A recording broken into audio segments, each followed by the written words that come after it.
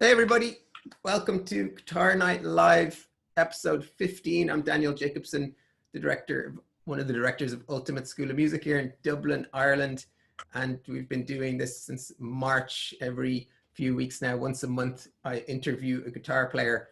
And we started with guitarists in Ireland, and we've gone to guitarists from all over the world. And tonight we have one of the world's best guitar players. Super excited to talk to him. His name is Alex Skolnick from the band Testament. Most of you know who he is, you're fans. If you don't know who he is, check out Testament and check out the Alex Skolnick Trio, Alex's trio, where he plays jazz arrangements of metal songs, and it's amazing. He also has a world music project called, the album is called Planetary Coalition, which involves musicians from all over the world. It's another amazing project.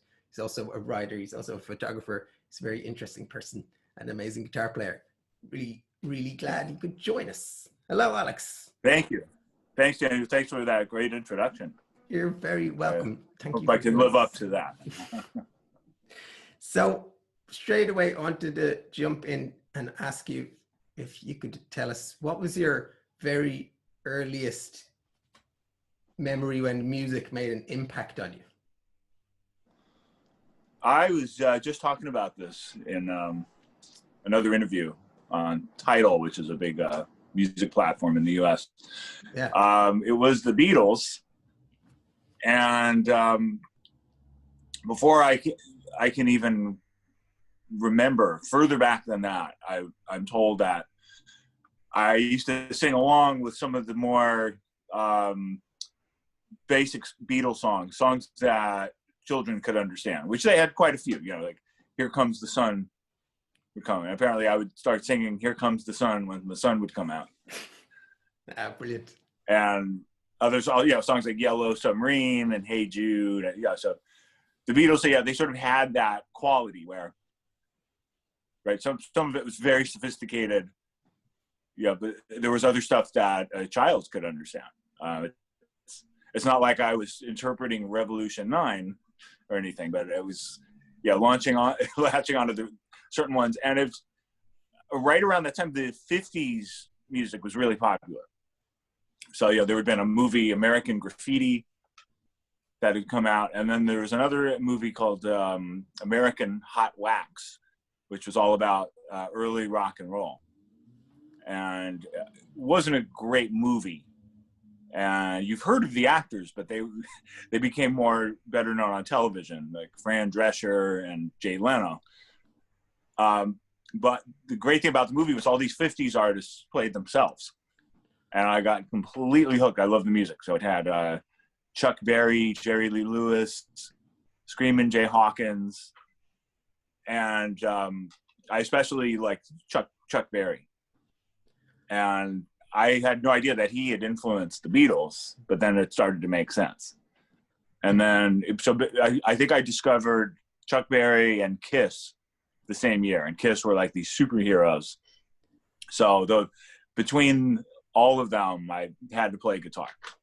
And so how long did it take before you started playing after that? Not long. I mean, I was probably humming Beatles songs since before I could remember. But by the time I was playing guitar, I was about 10 years old. And was that your first, probably first instrument? Later. Guitar was your first instrument? Well, I took a shot at piano for a couple of years, but at that time I just didn't have the appreciation for it. And I think I wasn't disciplined enough at that point. I developed a lot of personal discipline later, but at that point in my life, I wasn't good at just hunkering down and giving the requirement of focus that becoming a young piano student took.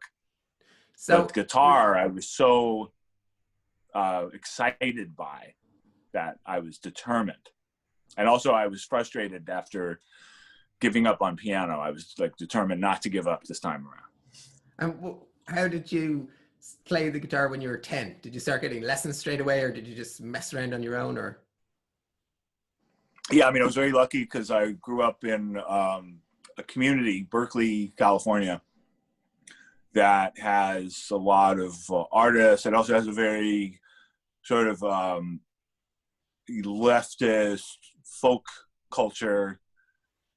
So, you know, we have folk clubs in Berkeley. Like, we have this legendary club called the Freighted Salvage that's still there, where all you know, all the folk artists would visit on their way. And the city was full of folk musicians. And even though the music I wanted to learn wasn't really folk, it was just so easy to find like a basic teacher that did folk music and gave lessons on the side. So I found a great teacher. He was a guy, he would play at like, you know, anti-nuclear rallies and protests. He was like that kind of guy.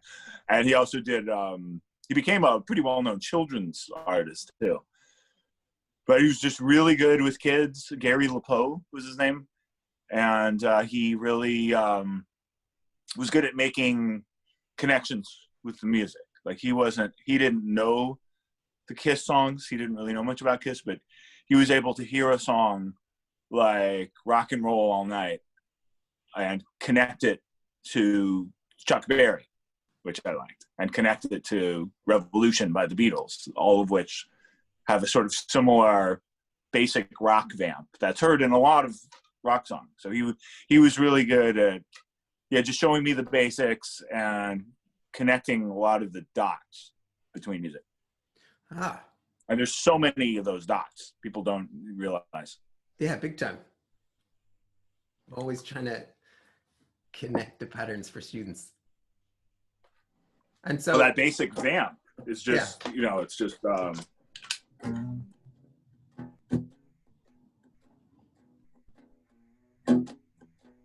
mean, there's so many variations of it, but yeah, when you play it fast, yeah.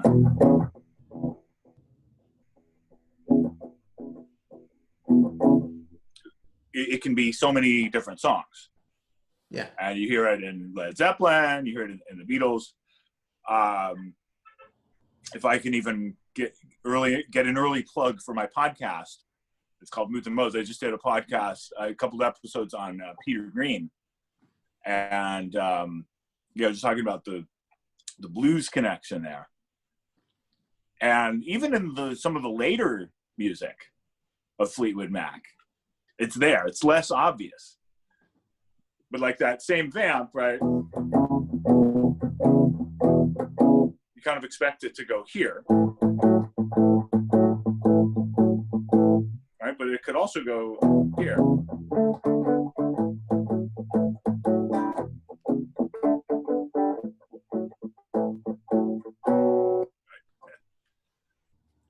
And then it becomes you put a nice pop melody over it, and it becomes a completely different type of song.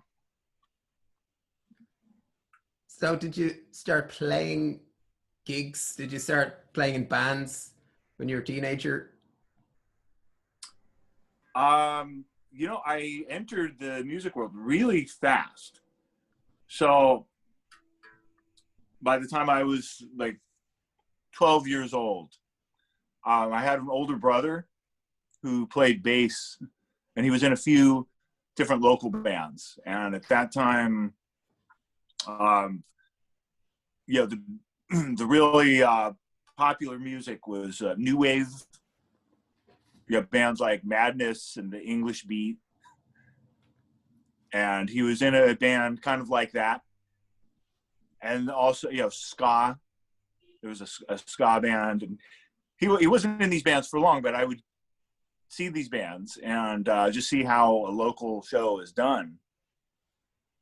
And there was a lot of overlap between the scenes. You know, they were not as different and segregated as you might think. There were metal people at the ska shows. There were ska people at the metal shows. Everybody went to every type of shows. And I always thought, oh, that's how it is. That's how it is. And I think that certainly affected like my diversity.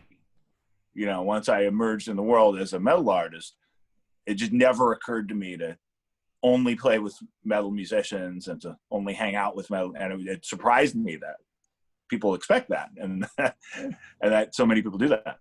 But I did meet some metal musicians going to these shows, and metal was starting to get popular. We had Metallica, who hadn't broken worldwide yet, but they were clearly on the way. And it was actually a really short time that they were based in the Bay Area, because they were originally based in Southern California. And it was less than a year that they were even based in the Bay Area.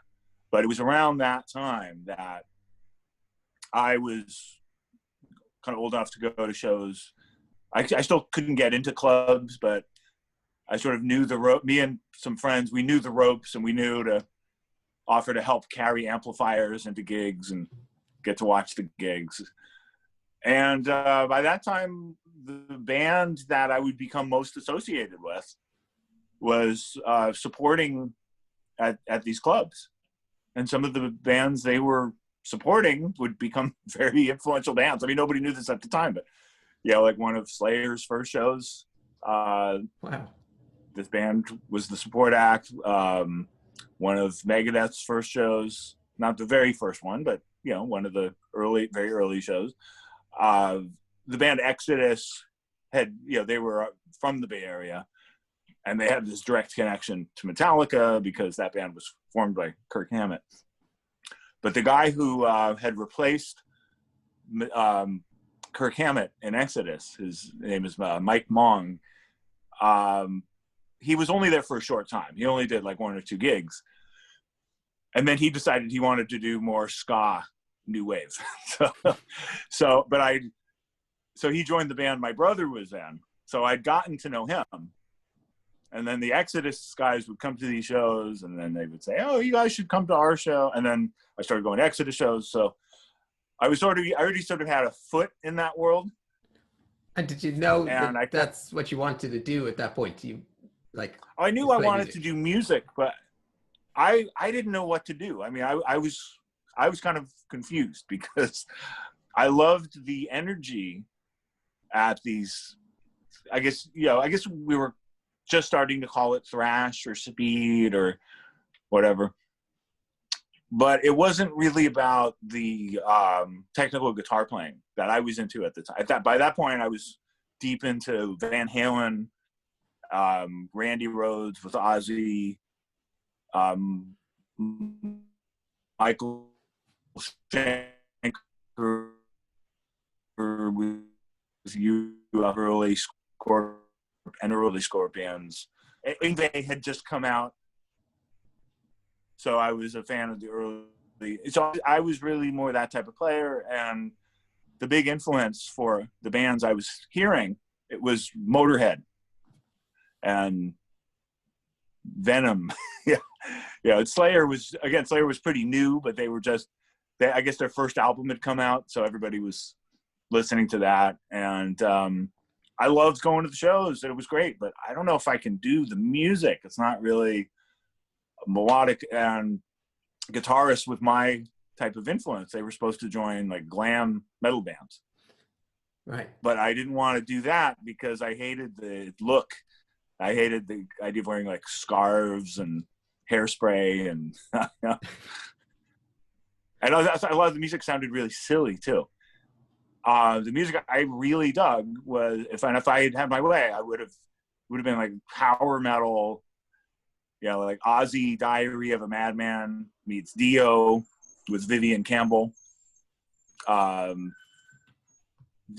period of Dio, especially, but that was not happening in the Bay Area, right? It was either like super fast thrash metal, or there were a few glam bands, but there was always this competition between Northern and Southern California, and Southern California had all the big glam bands, and really to get anywhere as a glam band, you had to go to Southern California. You had to do the reverse of what Metallica did, which was to come up north.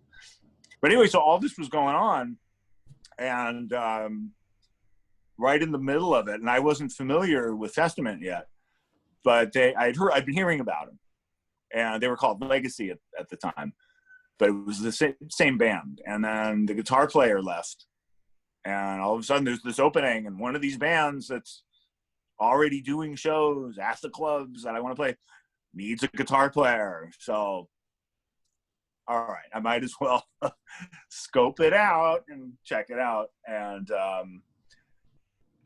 it just made sense. They already had gigs. They were already up and running.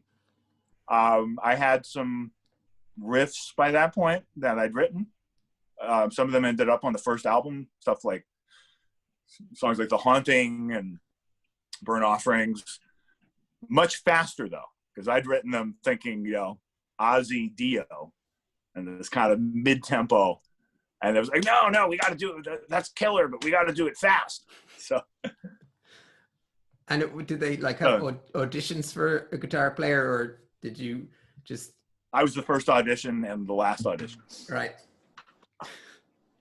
Cool. We had some mutual friends that sort of said, "Hey, our buddy who sometimes goes to shows with us, he plays. Maybe we should have him over, see what happens." And at that stage. And at that point. Yeah, I was studying with Joe Satriani at that point. That's what I was going to ask, yeah. Throws another monkey wrench into the whole thing, because he wasn't nationally known, but he was known in the Bay Area as the teacher's teacher. Yeah. Right, so I had already moved on from my folk lessons, and I studied with like a local player who was more of a blues player for a little bit, but for the longest time I studied with a couple hard rock guys, and one guy was really more of a he was really into Van Halen, and he was like the one guy who could do the two-handed tapping stuff. At that point, it wasn't like we had YouTube videos and everybody knew how to do it. Now there's 7-year-olds that can do that really well. It was still such a new thing. And then the other guy, his name was Bob Coons. The main guy, Danny Gill was his name, and he ended up becoming a teacher at Musicians Institute in LA, and then later moved to Sweden. Or I think he's still based in Sweden. But he was kind of the one guy. Danny was the one guy who could do the Van Halen stuff, and that was so. I had studied with him for a while, and I go back and forth between him and this other guy named Bob Coons, who Bob had a brother. There's this whole crazy family tree, but Bob had a brother named Mike Coons, who was the singer in a band called Laz Rocket. So Laz Rocket was the first band that Metallica supported in the Bay Area. They're one of these bands that everybody in the Bay Area knew them. Once things went, they attempted to go national. It just never had the potential that they seemed to have at first. But they were a very important band. And Bob and Mike's father was also a law professor in the same department as my dad. So it's just so funny. Yeah. So Bob Coons and Danny Gill were my rock teachers for a couple of years, in between Gary LaPoe and Joe Satriani. And I knew that Bob and Danny had studied with this other guy, and he was the guy I kept hearing about, and he was like the master, the wizard, this mysterious figure. And I only knew, his name's Joe, and he's this Italian guy, but he's really strict, and he makes you practice harder than you've ever practiced. And finally I said, I think I'm ready to study with that guy. And not everybody thought that was a good idea, because he had this reputation as just being this very serious. He was like the guitar version of the strict piano teacher. That stereotype, the highly disciplined, you must practice, And at that point, I was ready for it. So I was about 14 years old. And during my second year studying with him, that was when this opening happened in the band that would become Testament. And he thought it was a good idea, no matter what, even though it's not the most melodic music. Well, maybe you can help make it more melodic or make it more accessible for the type of guitar soloing you want to do and whatever. And was Joe, ultimately, I think that's what made it different. Was Joe living in the Bay Area then? Yes. Yeah. So he was in Berkeley. He was in North Berkeley, California, and teaching out of a tiny used guitar shop. This like story that is like kind of a story. I don't know if it's true that when Steve Vai went for his first lesson with Joe Satriani, when he went for his second lesson, Joe said, "Did you practice what I showed you last week?" No, I couldn't get around to it. Okay, see you next week. And sent him home. And after that, he made sure he did his practice. Did you ever hear that one? That sounds right. That sounds totally right. Yeah. No, that was on the East. That was earlier. Yeah. That was back when Joe was on the East Coast. Yeah. So when I was studying with Joe, he'd been in the Bay Area for several years. He was in a couple different bands. He was sort of best known for a band called the Squares. That was more, it was definitely a new wave band. It was much more like kind of Elvis Costello type music, except the guitar was amazing. And did he was he really strict? Like, did he instill a really discipline? Yeah, I mean, I knew that going in. So I was ready. I'm just ready for, so I never had any confrontation with him. There was maybe one time I didn't work hard enough on one thing, and he just said, you really need to get that. You should be able to get that off the top of your head, and you should, it should be quicker. So, okay, and then I knew, and the next time I had it down, and it was good. But I had, I had friends. There were other kids at school who said, "Oh man, I tried studying with him. He won't teach me anymore. He just makes me practice all the time." I'm like, well, that's good. You're supposed to do that. But and Joe, the West Coast, I mean, Berkeley, especially where the town I was, it's just known for this culture of, there's marijuana culture was there. It started, now it's legal, but even when it was illegal, I mean, it was just everywhere, and everybody's kind of got this sort of laid back culture thing. It's all about that. It's all about, so it was just a funny dynamic to have somebody who's, and if you hung out with Joe, he's a very mellow guy, and you see him in interviews, and he kind of fits that. He's an easygoing person, but as a teacher, he was very disciplined, and he could be very strict. I didn't experience that firsthand. I definitely knew about it. Did he ever mention how he studied with Lenny Tristano, didn't he? He had lessons with Lenny Tristano. Now that's funny because I didn't know who that was. There's a few names that I would figure out later, because he would sometimes refer to his former student who's now playing with Frank Zappa. And then when, and I was an Yngwie fanatic. So while I was studying with Joe, Yngwie quit his band. His band was called Alcatraz. And the replacement was Steve Vai. And Joe said, "Oh yeah, that's the guy I mentioned. That's my student that," and oh, very interesting. And then of course we'd all be hearing a lot more about Steve Vai. And so he would also refer to his quote unquote blind piano teacher, who sounded incredibly strict and made him play in all 12 keys. And I only put it together much later because I hadn't gotten the jazz bug yet.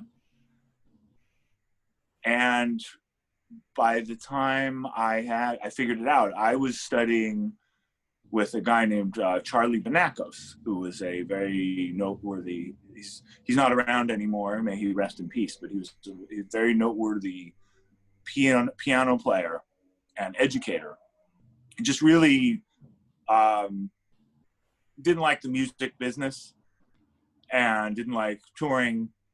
He was based in Boston and just really dove into teaching full time. And he was at the New England Conservatory, but he had students that included Jerry Bergonzi, Mike Stern, Vic Juris, another one we lost recently, and all these great names. So as I was really getting serious about jazz, in the mid to late 90s, I kept hearing about him. And he had the system, you would send tapes back and forth. It's such a shame that he's no longer with us now that we have this technology, because he would be making a killing, and it would be so nice to just have lessons with him on Skype or Zoom. But when he passed away, it was over 10 years ago. It was like the mid-O's, and smartphones were just starting to develop. And we were still sending cassettes back and forth. But anyway, so Charlie Benakos' system was, he would send an idea and you would have to work it out in all 12 keys. And he had gotten it from Lenny Tristano, and that's who he had studied with it. And I put two and two together. I went, oh, wait, this has to be the guy. And I just remember, oh yeah, he was in New York. He played, this type of jazz that was like considered a little more advanced. And I'm like, oh my God, Joe studied with Lenny Tristano. It only makes sense. And then we talked about it later. I'm like, okay, yeah. For anyone listening who doesn't know Lenny Tristano or doesn't know much about jazz, Lenny Tristano was this piano player. He was blind, and he basically that whole school of jazz that from people that came and studied with him and played with him, and a few saxophonists like Lee Konitz were his students. Yeah, very associated with Lee Konitz.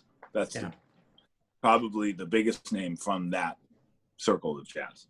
And he also played with Charlie Parker, Lenny Tristano. So it's just amazing. The lineage.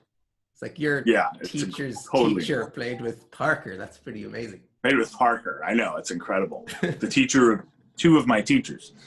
Yeah. Right, two totally unrelated teachers too, like from like completely different sides. Joe, Charlie Benakos, really a jazz teacher. And pretty much anybody who studied with him was, either doing jazz professionally, planned to do jazz professionally, or at least, was learning it at like the highest academic level. And Joe Satriani, his students included not just me, but people who would be in bands like Primus. Larry from Primus, he would study. We had back-to-back lessons, and he was actually in a metal band at the time called Possessed, and he hadn't joined. I don't think Primus had even formed yet. Les Claypool was in a band called Blind Illusion, which is almost more of a prog metal band. So he sort of developed doing that, but he loved this sort of quirky, odd music, and loved like Zappa and The Residents and all this, really super eclectic stuff. And then he put that band together, and Larry became his guitarist.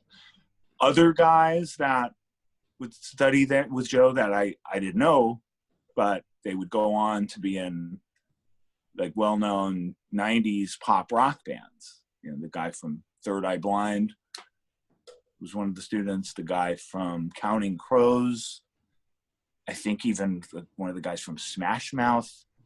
Like, you could just go down this list of bands.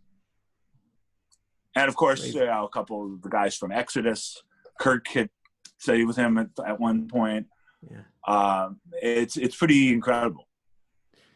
I wanted to ask you, it sounds like you kind of had this really rich and very full music education from studying with these guys. And it's kind of interesting now how musicians now go to college or university and study music there. But like back, there wasn't that many interesting music courses probably before, where you could learn all Right. that stuff that you were learning. Yeah, there was Berklee College of Music, which, for those who don't know, has nothing to do with the city of Berkeley, where I was. Right, Berklee College of Music is thousands of miles away from Berkeley, California. It's spelled differently. Berklee College of Music is in Boston, and it's spelled Berkeley, and it's named after somebody whose name was Berkeley. So there's no relation. But that was, as far as studying music, that was the main option. I think USC may have had their jazz program at that point. And Kenny Burrell, the great legend, was one of the teachers. But that was a very serious, university program, as well as being a music program. And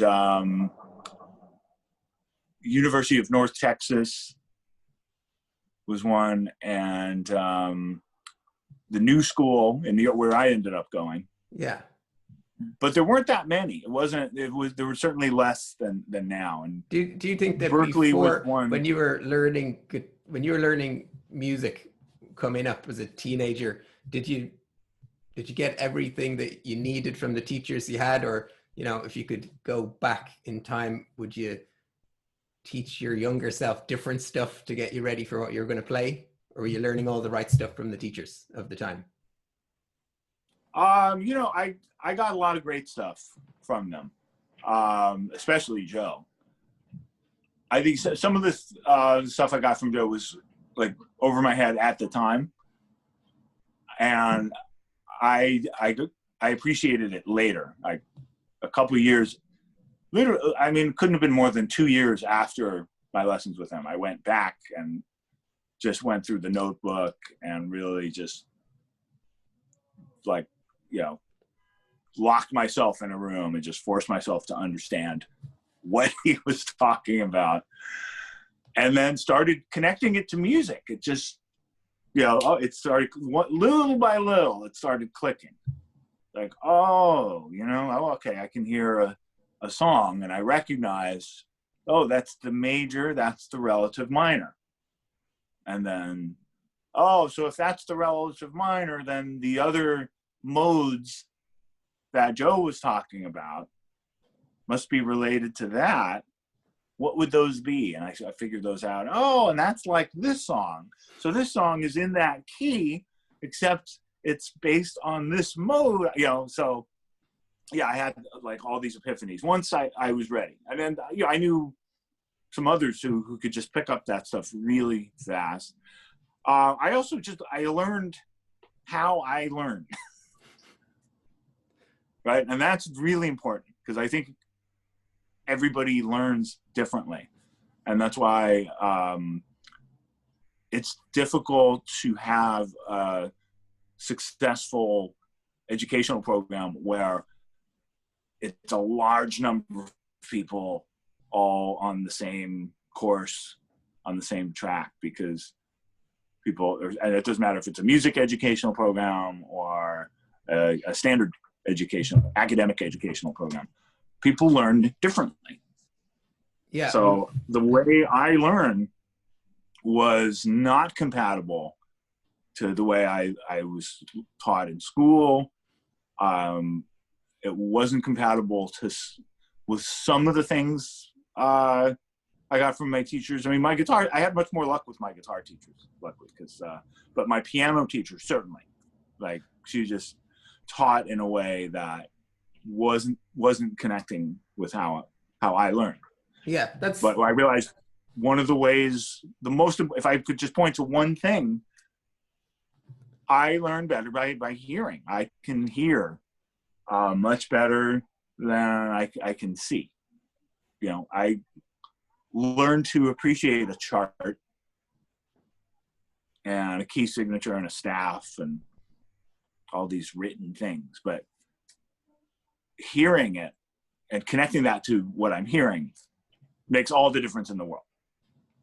Yeah, I'm just like nodding away because we talk about this exact thing all the time here at the school. How can we cover all those bases, visual, oral, tactile? Some people would be like, just feel the chords.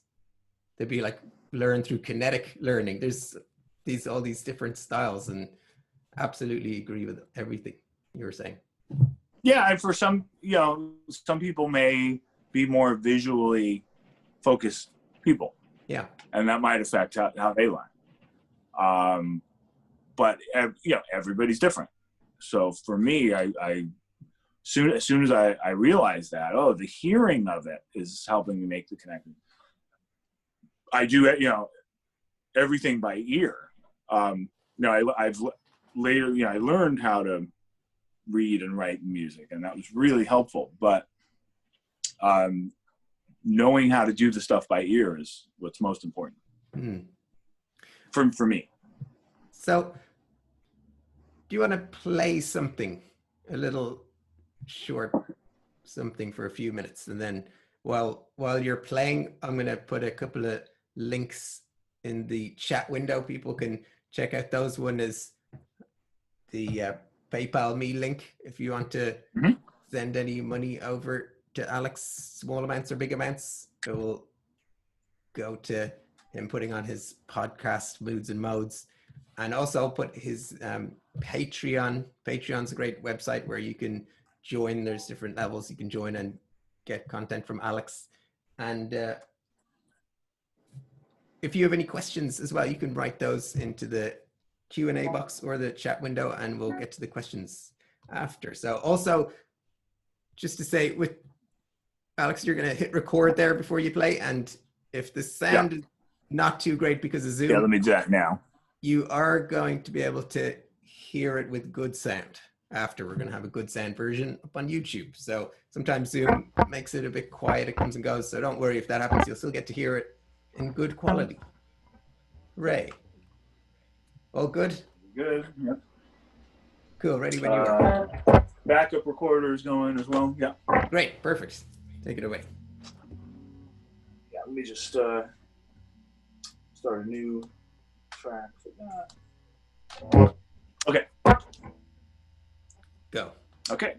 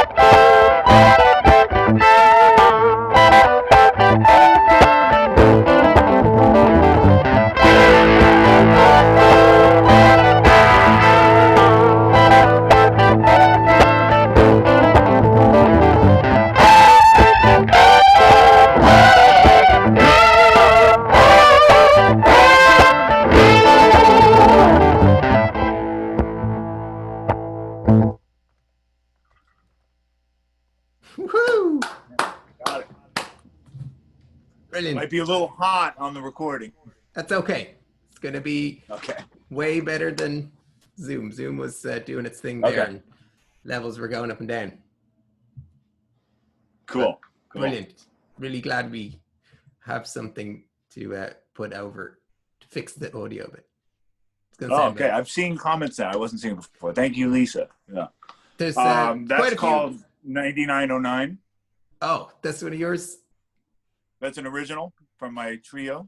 Yeah. And quote from Miles Davis, Jean-Pierre. Oh, you got that? Yeah. Yeah, good one. Yeah, that was not planned. That just came out. just like in the Jean-Pierre. tradition. Yep. Brilliant. There's quite a few questions have come in, so let's sort of fire them off. Nadia asked earlier, what's the guitar you're playing now? Is that your signature model? This is my signature. Signature made by ESP. Right. And it's it's just the Alex Skolnick model. And I designed it sort of a combination of things I like about different instruments I've had. I have a 60 Les Paul. It's a reissue, but it's like 30 years old now. And there's things I like about that. I really like some of the Eclipses that ESP makes. So we sort of combined elements of that. I wanted the tone of a classic Les Paul, but easy to be flexible on and play technically on. Some of those early Les Paul, they sound amazing, but it can be hard to get around. And I wanted something that, maybe it's not as easy to play as like the thinnest Jackson, Charvel, or Ibanez, but it's people who play those guitars who played this, and they said, "Oh my God, this is like I can play this." It's not the easiest, but it's easier. It's easier than most classic guitars. So yeah, it's the Alex Skolnick model, and there's an LTD version that's really good as well. I might have it here. Oh yeah, right here. One second. And I've used this live too. So this one, the one I'm playing is, sort of top shelf. Yeah. But this one is excellent, and it does what I need to do. It works great live, and I've done some session stuff on it. It's not quite as heavyweight, and it doesn't have all the same hardware, but it's still very good quality, and people who have it really like it. So this is just called the AS1, and it's made by LTD, but it's the it's based off this guitar. Cool. And there's a few different versions of it. There's an Aqua Burst, which is like a dark blue that comes with a tremolo bar. And there's another. I was almost going to play that, but I was just already playing this one. And then there's a Silver Burst one that I've used often with Testament. We'll have to check those out here in some guitar shops. Alexis asked, what was the names of the two movies you mentioned earlier? The one with Chuck Berry. Oh. Well, there's only one with Chuck Berry. Yeah. But that's called American Hot Wax. And I think you can find it online. It's not on any major platform, but I think somebody put it on YouTube. Cool. And the other movie I mentioned doesn't have the musicians. It just has a lot of 50s rock in it. And it's called American Graffiti. It's one of George Lucas's first films. Right. And if you were a kid when that came out, that was the introduction to 50s rock for many of us. Cool. How things get popular in 20-year cycles, they say. So like in the 70s, there was this whole thing about the 50s. Yeah. That's where American Hot Wax came out. American Graffiti was this hit movie. The band Sha Na Na, who had played at Woodstock, not the most noteworthy band at Woodstock, certainly not compared to Hendrix and the Grateful Dead, but they got a television show in the 70s largely because of that. And it was a product of just 50s culture being popular in the 70s. Cool. Definitely going to check both of those films out. Going to keep going with the questions. Chuck Berry is amazing questions too. It's just like, Peter asked, what do you think the future holds for guitar bands? Looking at the charts now, they seem to be rarer. Yeah, I mean, a few years ago, they were talking about the death of the guitar. There was a big article in the Washington Post. It's one of the major newspapers here. And is this the death of guitar sales or so? Now this year, because of what's happened and people being stuck at home, the guitar is more popular than it's been in a long time. sales are through the roof. Yeah. So Cool. it comes in, ebbs and flows. I believe many of the people that are getting guitars now, some, it's not all of them, but there is a small portion that will go on to make music that people listen to, and the guitar will be a part of it. Yes. Question from Connor. Did you have any trouble connecting theoretical concepts to actual practical playing? And if you did, how did you connect those? Very much, yes. Yeah. I never found like some magical technique or the one book that explained it all. It was really just some epiphanies that I had on my own, and that's just me. I figured out how it is I learn. But I connected it in a few different ways, and I've just found that there are some there's some confusing elements in music. I'll give you an example. So I have a friend who is a sushi chef and in New York, and he from Japan, but he plays a little bass, and he asked me about this song. He's learning a song by Derek and the Dominoes called "Have You Ever Loved a Woman?" And I hadn't heard it in years. So it's, oh my God, so good. It's got Eric Clapton and Dwayne Allman like at their peak, trading off. And he's asking me, I don't understand this. It's in the key of C. It's in C, but he got a booklet, a bass booklet, and it's listed in B flat. And he just said, how can this be? The first chord is C. They say the song is in C, and it's blues, right? And the first chord is something like,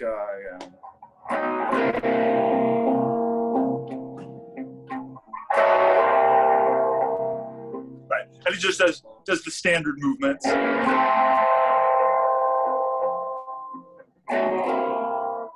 And guess where it goes after that? Right. So that is very confusing, and he felt so dumb. He's like, I'm such a dumb guy. I'm like, no. He's hilarious, very self-deprecating, but you're not dumb. That is very confusing. So just because you say a blues is in C does not mean it's in the key of C. Right? How could that be? Well, because the blues isn't based on a chord that is the root of the key. Right? The blues is based on the 5 chord. Yeah. So technically, blues is 3 keys. Each one of those chords is a key. And he hadn't realized that. And the first chord, it's really in the key of F. Yeah. But because it moves to F, which is technically the F7, which is technically B flat. Yeah. And then it moves back to G, and then it's actually C, the key. But that happens very briefly. They could have written it in any of those keys. Mm. And I just think, that's just a choice for the melody. It's like, okay, well, you know what? I'll have the least number of sharps and flats to deal with if we write it in B flat. Yeah. But you can still say that it's a blues in C. I was having this exact conversation with students just like a day or two ago, just the blues being in 3 keys. It's a doozy. It's a good one to get your head around. Yeah, it's 3 keys, but it's also the same chord. It's the same roots as a 1-4-5. And you can call it they say the blues is a 1-4-5. Well, it's a 1-4-5 motion, but technically it's not a 1-4-5 progression.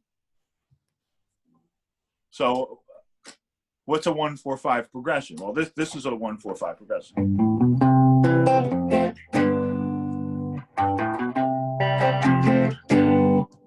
Right?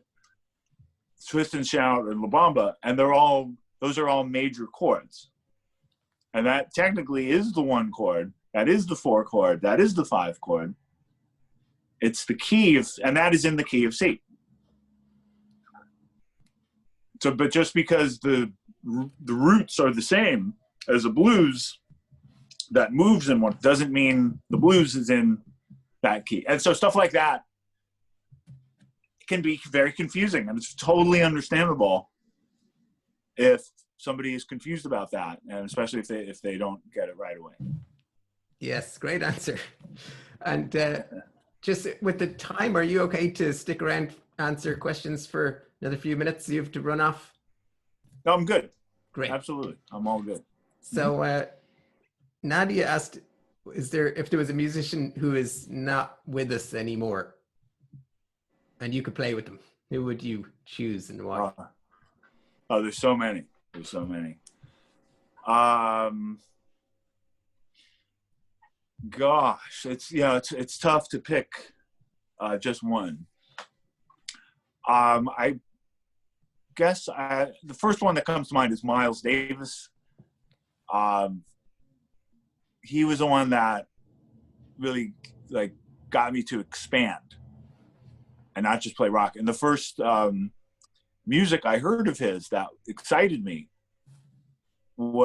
had screaming guitars. He had, at different times in his band, he had John Scofield, he had Robin Ford, he had Mike Stern. These are all very exciting guitarists. These are guitarists, but they also just musicians that can play music that, it's not trade show guitar music, it's music that, anybody can appreciate beyond being a guitar fan. And, Miles sort of, helped bring us all those artists. And he also, obviously his earlier period of beautiful straight ahead music, and just so many, he was such an innovator. And I know his nephew and his son, they're very involved with events to honor Miles. I've been honored to appear at these events, be invited to some of these events. And I know he wasn't an easy guy. It would be difficult. Like the most recent event they invited me to was the film Birth of the Cool, which is a wonderful film. So I don't know if I would enjoy the experience personally, but it would be so worth it. I wouldn't care. So definitely Miles Davis. Great.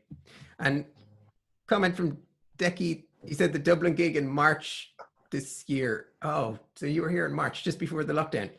He was in the front row. Oh yeah, we were. Yeah. And good timing on that one.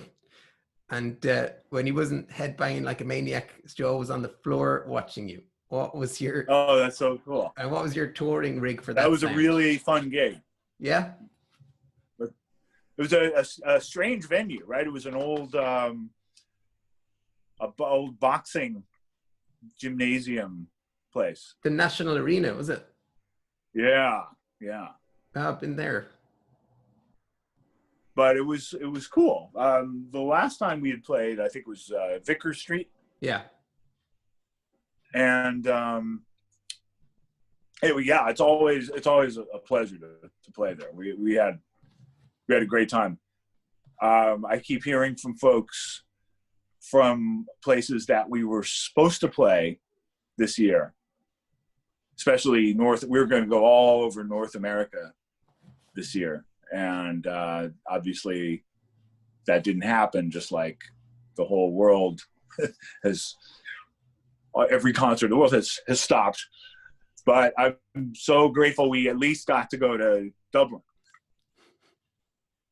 and a few other. And normally we wouldn't get to that part of the world until summer. That's normally you wait, you go, you do North America earlier in the year or South America, and then you go to Europe festivals and then sort of hit the UK while you're doing the continent festival circuit.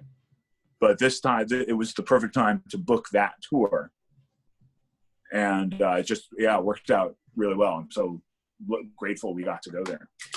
And so what kind of rig were you using on that gig? Well, for Testament, we're all using Kempers, the Kemper profiling amp, and it's worked out really well. I've been a big skeptic as far as amp modeling. I have friends that use these devices called the Axe Effects, the Fractal. There was another. I can't. There's so many of them. This Kemper, it's the first one that has enough. Oh, the Helix. Yes, thank you for that comment. I mean, they're really good. They're really good. I have trouble finding what feels like an original sound on those things, and I feel like with the Kemper, I'm able to get enough of the sound that it sounds like me, and it works really well with the band. Our front of house person is much happier because the sound is consistent. Yeah, with a regular amp, you have to dial it in every day. It's affected by the temperature. It's affected by tube wearing out, fuses. So the Kemper eliminates a lot of these problems. Now, when I play instrumental music on my own, I much prefer an amp. I use, that when you're just hearing me as the guitar, that's different. I want pure amp tone. I still value that. But a situation like Testament where it's a wall of sound. I'm on the same side of the stage as the bass, which is like thundering.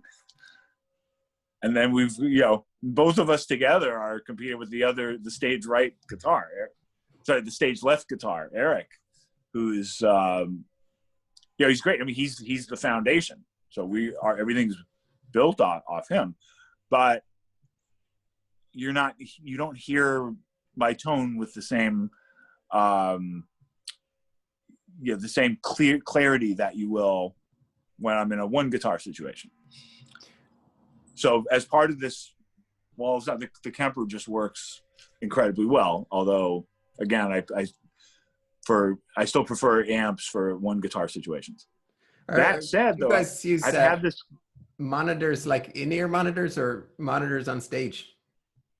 Oh, we have in-ear monitors. Yeah, those are a big help. Those have added years to the band, I think.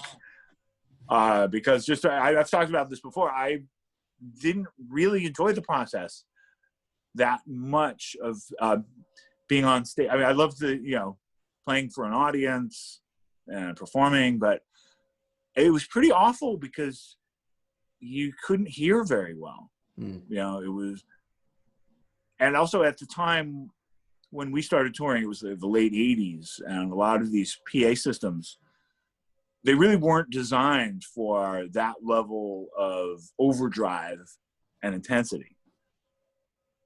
And it was a few years later that, Metallica got super popular, and then other bands that followed, like Slipknot, with that type of sound.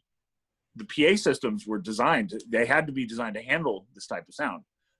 Not just in the big venues, but even in the clubs where you had up-and-coming bands based on that sound. So, all the gear changed, and somewhere along the way, in-ear monitors came about.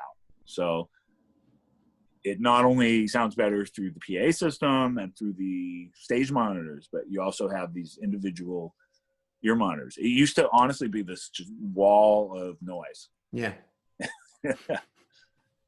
It sounded a little better to the audience because you had somebody mixing out there, but still, it was really rough. Yeah. And now it must have been hard to play when you couldn't hear. And it was very hard to play, yeah, because you don't know what the hell you're playing. And,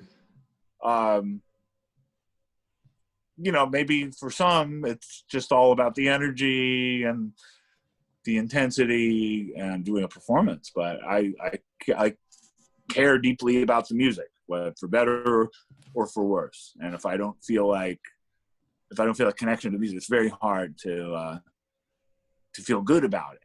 But when you can hear, it just makes all the difference. I think so. I think that's partially why in this later period of the band, things are so much better because we can hear ourselves. DC, Gary Holt's ears must be right. Oh yeah, well, yeah, guys like Gary have just played for so many years. Yeah, raw. Yeah, it's just, and yeah, they don't hear so well. Peter asked, what music are you currently listening to?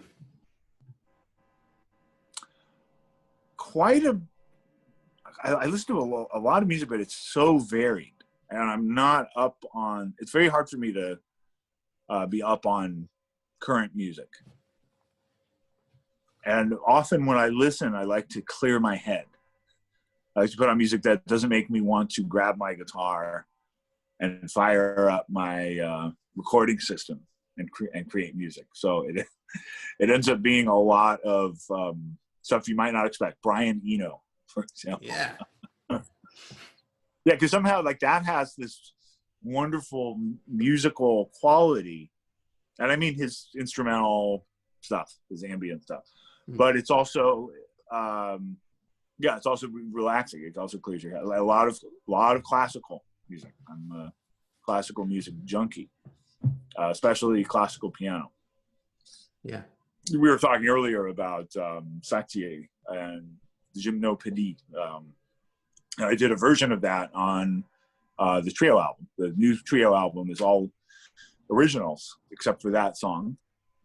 And that was just a result of listening to classical piano and it being just a main part of my listening. So I know that's not a very exciting answer. I'd love to say, no. Oh yeah, the new Gojira album. I'm listening to it constantly, but no, I appreciate that. But when I'm at home, my listening changes. Yeah, it's just much more like ambient, ethereal music. Do you know Aphex Twin, Selected Ambient Works, yes. Volume 2? Oh yeah, amazing. Yeah, all time my favorite music to listen to. Great Aphex stuff. Twin. Great. Yeah, it's so nice. We named our dogs Twin and Aphex, two dogs. Mm-hmm. Right. So a couple more questions and then we might get to hear a bit of I pronounced it wrong. I didn't realize Gymnopedies. I always called it Gymnopedie. Gymnopedie. Gymnopedie. Yeah. Gymnopedie. I think that's how they would say it. Yeah. So what's your next project coming up? And we were talking before you were going to talk about what you have coming up. Yeah, well, the podcast has really taken over my life. And I know the last thing the world needs is another podcast. Everybody's got a podcast. The president's ex-lawyer who turned on him, Michael Cohen, just started a podcast. We can never have enough. Very popular. Yeah, and also I'm doing it. It's different. It's different. Oh, hey, yeah. Marta. I think I know who that is. Oh. If it's Marta. The Marta I'm thinking of. Marta from London. Yeah, Marta. Yeah, she runs my fan club. Hey, Marta. Hey, Marta. So it's yes, I knew it. Good to see you. Well, your podcast has a lot of playing on it. It's like really. There's a lot, right? It's different. There's a lot of playing. There's different types of episodes. There have been what I call jam episodes where I'm with someone and we have a discussion and we improvise music together. But we talk about different things, and it's not like I just hit record and that's the podcast. There's many of those, and some people there's some very good ones. The most popular podcast, at least in the United States, I think, is this guy Joe Rogan, and that's what that is. It's like 3 hours. It's just he hits record, and even if somebody takes a bathroom break, he still lets it run, and there's a lot of dead time. Yeah. This isn't like that at all. This is more. So yeah, either there's the jam episodes, and I do narration in between and sort of elaborate on what we're talking about, or there are storytelling episodes. And I did I had just started. I'd only done the first launch. I've only released the first couple episodes when we lost Peter Green. So I took a real deep dive into Peter Green and talked to some folks who are more knowledgeable about him, and just did a bunch of research and talked about me. And it ended up being a 2-part episode all about him. And they're all different. So that's been great. The feedback I've been getting is really great. It's been charting all over the place. Yeah, moods and modes. And sometimes I get very into the production. It was a really good excuse for me to get better at editing and mixing. And I create music sometimes specifically for the podcast. And sometimes I get a little crazy and I have fun. I do effects, and it ended up being this really fun project. And I've been asked by folks in the podcast world, like, how many people are on your production team? like, oh, just one. I said, oh, this must be an engineer that specializes in podcasts. And I say, actually, he plays guitar for a living. And Cool. So yeah, everybody check out the So podcast. that's the main thing. And then I recorded some music with the trio that's for an EP that I'm not sure if we're going to release it all at once or song by song, but it's not really trio music. It's much more blues based.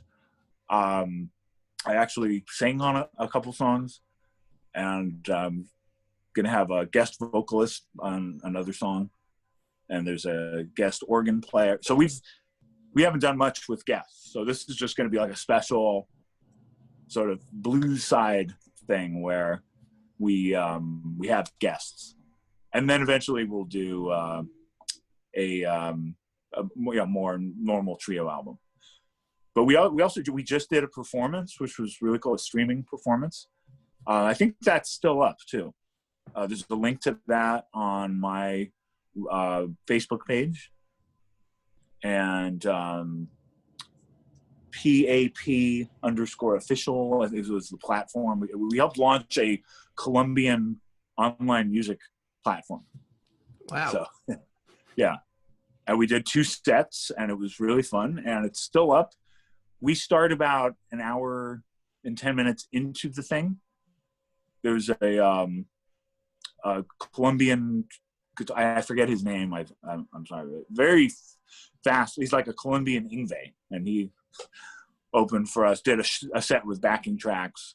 So he plays at the beginning, and we play at about 1 hour, 10 minutes. I'm doing I did another show live streamed with Percy Jones, who's like a hero of mine from Brand X, the band, the 70s instrumental band. And that was with him, Kenny Grahowski, a drummer I play with in different projects, who's been the most recent drummer of Brand X. The original drummer of Brand X was Phil Collins before he was a household name. So Brand X has all this history. Percy Jones actually plays bass on some of the Brian Eno albums. I didn't even know that until we talked about it. And that music is recorded. So I think that's going to be coming out as an album on Moon June Records. And I also have a recording workshop. I'm going to be doing some music with my friend Stu Ham, bassist for people know him for his work with Joe Satriani and Steve Vai, but we've played together for years.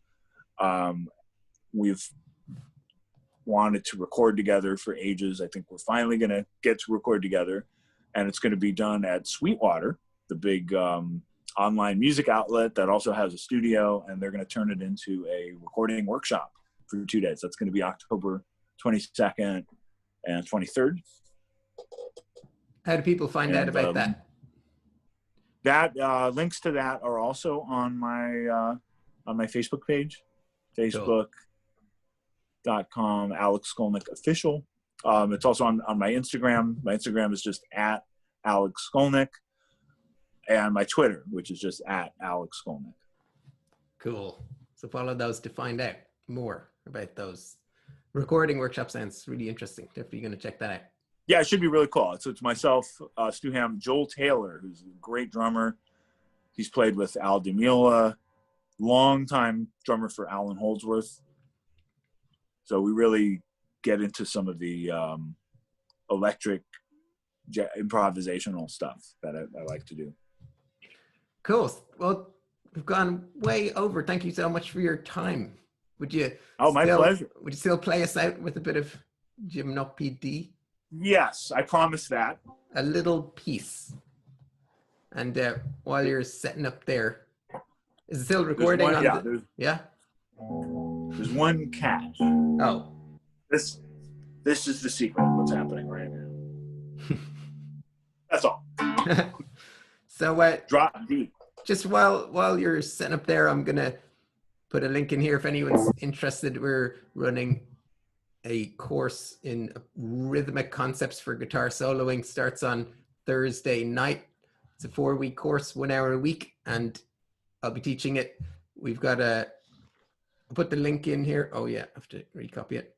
And there's also a €20 voucher discount code off the course, which is Skolnick, if you put that in. So there's the link for the course, and the promo code is Skolnick. Oh, Skolnick, no capitals, just like that.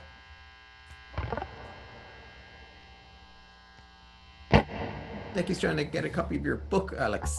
Having trouble finding one in Ireland. I have a book. It's pretty much only available on Amazon. Right. Oh, he doesn't want to use Amazon. But I can understand that. Yeah. Eventually, I need to print up copies and sell them on online. Yeah.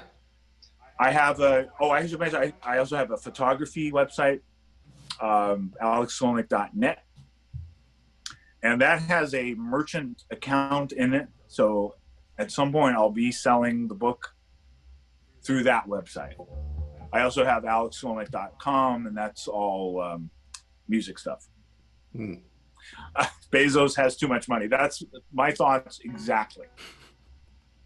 So yeah, just give me a little time, and I will get some copies of the book on the website .net, which hosts my photos and the podcast. Okay, so I'm playing you out. Take it away.